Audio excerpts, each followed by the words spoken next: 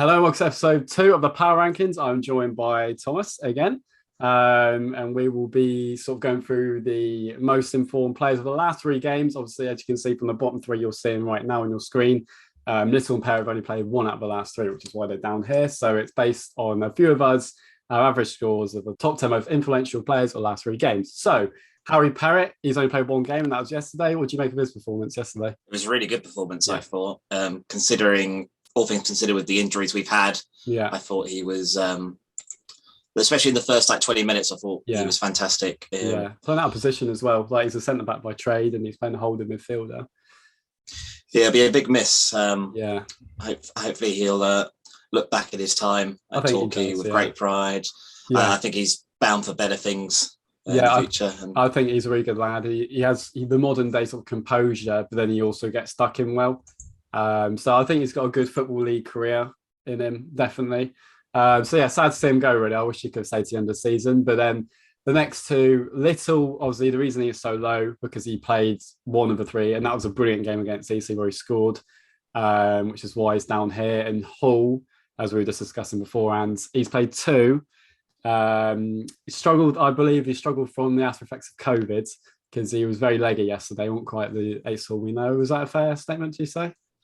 Yeah, very fair. I don't think the pitch was a big help to him as well. But I don't know. It wasn't the Ace of Hall that we've come to know. You give 100%, of course, but sometimes. Oh, absolutely, yeah.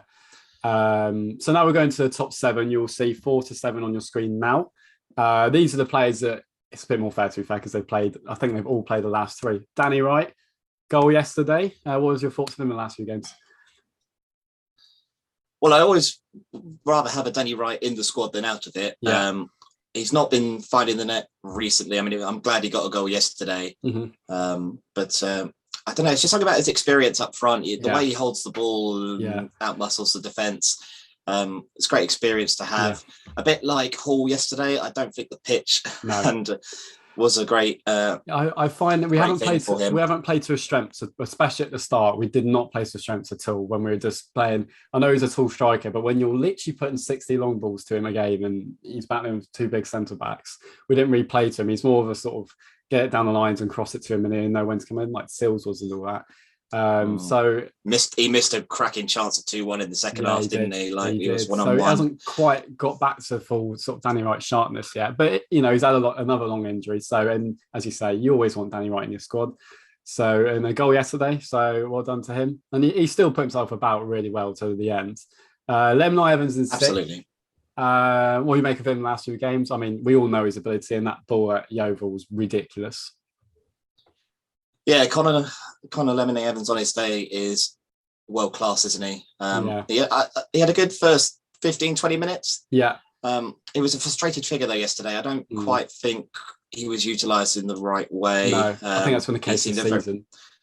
Yeah, and I don't know. I mean, in my mind, this new signing that we've brought in does make me wonder if maybe there are clubs after. I worry. After him. I do worry. Yeah. It's a worry for a lot of players, as we said in the video with Little and Lemmy Evans and Joe Lewis and all that. But he's a world-class player on his day. Don't get me wrong, he did. He found some good balls. He was the sponsor man of the match yesterday, and he was very good. He's brilliant on the ball, but I just don't think we've utilised him enough. And I think at times this season he's been very selfless in the way he's had to sort of not get on the ball as much and sort of make the hard work off the ball, which means he's not getting his goals and assist numbers and chance created as much. We've had Little's done that role a lot this season. So, and he's been pushed out to the wing, he's been pushed out here and there. So there's nothing really against them, Ivans. I don't think we've used them to the best in the last few games, but they've been good. I can only go on the games that I've seen. I don't get to see as many games. It was outstanding. I definitely, I've seen better games from him. I voted for him slightly higher than that, but that's the average and fair enough. That's not saying he's been bad being 6th. Like 7th to 4th means you're doing really well. Keep it up. Oh, absolutely, yeah. in 5th, I mean, with Ben Winter, you can say the same thing every week. Yeah, he's solid. We'll do what you want. 7, 8 out of 10 every week. Could go forward more here and there because he's got the ability, but when he's playing almost like a wide centre back role at times, he doesn't get that chance. But I thought he's solid yesterday. Yeah, another solid Ben Winter performance. He's definitely improved as the season's gone on. I thought he was a little bit, not quite this, a bit like Connor Evans in a way, not the sort of defender we knew last season, but he's the last few games especially, I think it's been brilliant, and another stellar performance from him yesterday. Just what you want. Yeah, fourth place team Moxie. I mean, he'll be a bit disappointed that the corner that he conceded led to the goal, but I thought the amount of headers he got away, and he's so strong in tackle. This is his best Torquay season compared to last season in that centre back role. He's been outstanding for me. Don't know about you. Yeah, no, again, Moxie, I like him. I think, experienced head at the back. I mean, mistakes happen, don't they? But again, you want someone like that, Marshall in the back, helping out the younger lads, and he was brilliant in the game yesterday. Like, apart from that little bit, he was brilliant. Like, there's a few chances. He saved a couple of goals with the blocks. Now, the top three, before we go into it, I made a comment last week that this top three won't change, but obviously Little hasn't played, so it has changed. And we have a very deserved entrance into the top three, as you all pop on your screen now. We have Sean Mcdonald in third. I feel like his biggest fan this season. Just the way, as I say every week, the way he's progressed, but yesterday in particular, absolutely outstanding. The saves he made was brilliant. Superb, wasn't he? Absolutely superb. I argue that he's probably the most important signing we've made this season. I agree. I think lots of fans agree. Absolutely brilliant. I mean, some of the saves he made was outstanding. We've come accustomed I argued last season that, we had two very capable number ones at the club in Sean and Lucas. And I'll be honest, I leaned towards Sean than I did. Colf. No, before Colf's last, like when he came back from injury, as I said to a few Torquay fans, what was it, about February or so, I think McDonald had a better season than Coughlin before. He was ridiculous, Coughlin, and then the playoff final, we all know. But he was ridiculous afterwards. But there was that time at what I like to think at New Year's Yeovil last year, it was actually Coughlin's couple little mistakes he made, and we lost 2-1. That's actually a bit of a change from that season. This year, McDonald was so calm, and the amount of balls he came for and got at Yeovil, and we ended up winning. That's the difference. Little things like that make a difference. I think people may have forgot that McDonald was actually very good. He had a few erratic man on a mission, isn't he? Yeah, he is. He's such a calming influence at the back as well. I think that's the difference this season. He's lost a bit of that erratic, I've got to come for every ball side to him. I think it's just a bit more calm. He's sort of come back. He's thought for a bit. He's come back, and now I'm the keeper. I'm in charge here.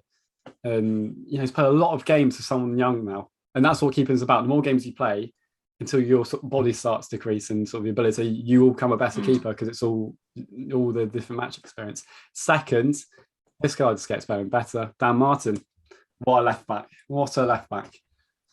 I was at the Havant game. I was reporting, doing the tweeting and the verdict. I don't think we'd ever see him again after that. I think I wrote that in my report. I think I gave him a 1 out of 10. And he deserved I don't think that happens often on Torquaytalk, but he got 1 out of 10, and I think I said something along the lines of, "I would be very surprised if he plays for us again." So I didn't want him really, to be fair, but I tell you what, he's come back, and he's a different player. It's amazing the performances he's put in, and he's outstanding. He's another one you think he could get. He's sort of league standards on his day now. Like the balls he puts in, he works so hard. I worry that he was just another of these players who had the ability, but it would come too soon for him. This sort of big move, he ain't quite settled down, and he's one of these nice Torquay and all that. But which of course wasn't for him. But that red card, I was like, no, we don't want that. Johnson won't want that in his squad and that. But the way it's it was back, a very poor red card, wasn't it? It was ridiculous. But